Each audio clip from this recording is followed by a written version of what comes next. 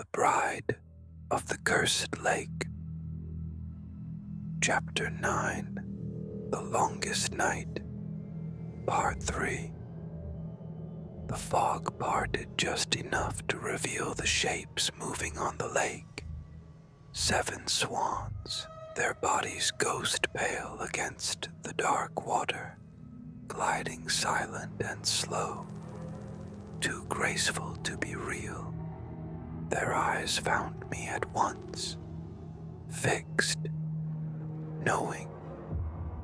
Their gaze pinned me where I stood, but one swan stayed apart from the others, holding back in the mist, watching with a weight I felt down to the bone. It did not move closer. It did not need to.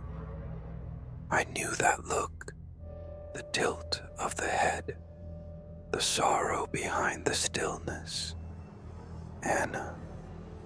Her name rose in my throat before I could stop it, half hope, half grief.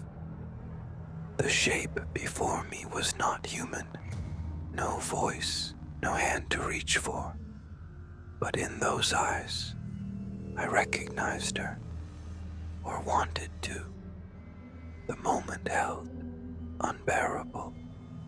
The fog pressing in, the lake breathing slow beneath it, the silence louder than any scream. I felt my knees weaken beneath the strain of knowing, of not knowing. Anna, I called, and the word shattered me. I saw it then, not an answer, not a rescue, but the truth laid bare, the terrible, gentle shape of it, the knowing that I could not undo, the knowing that I was not meant to. It wasn't a single moment. It was every moment, every choice, every failure, rising together like a dirge, like a prayer already mourned. Anna, I called again, softer this time, as if saying it too loud might break her further away. I spoke to the swan, to the dark line of its body against the fog, to the shape that could be her, or only my wanting her to be. I felt the ache of the distance between us, not measured in steps, but in everything I had not understood until now. The weight of love only clear when it could no longer reach. The swan held its place in the mist, unmoving, watching, waiting longer than my hope could bear. Longer than the years I had wasted believing in promises I was never meant to keep. Its silence undid me. Its silence became the only mercy I deserved. Anna.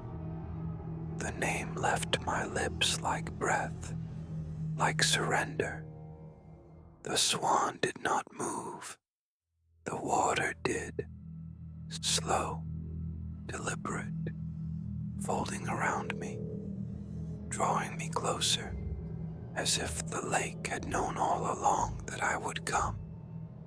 I felt the shape of the curse settle into place, and my place within it.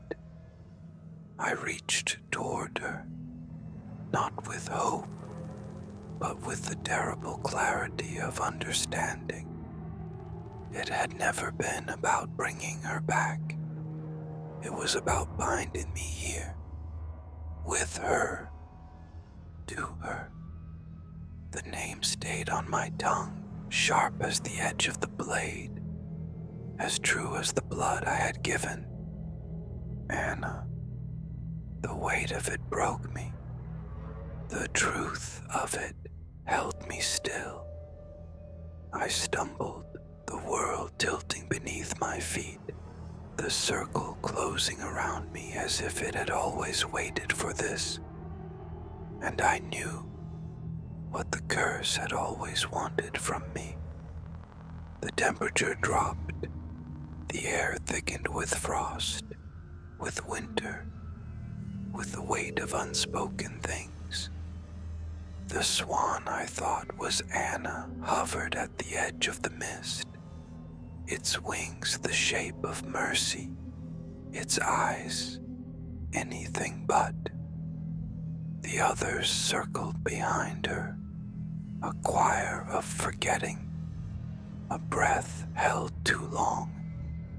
They moved together, one shape, one will, the silence between them growing louder, till it became a scream the world could not hear.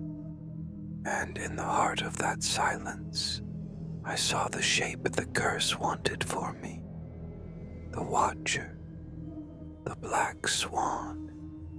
It would have my body, it would have my name, it would have my grief, unless I ran, unless I tore myself back from the edge while I still could. I stumbled, slipping on the wet earth, dragging myself from the water's reach, choking on breath and terror. But the curse does not let go so easily. When my hand struck the ground, I felt the sting first, then the wrongness beneath my skin. I clawed at my sleeve, pushed it up past the wrist. It was them, the first heralds of my transformation. Black feathers breaking through the flesh like thorns. Slow, patient, certain. But the ritual was not done with me. Not yet.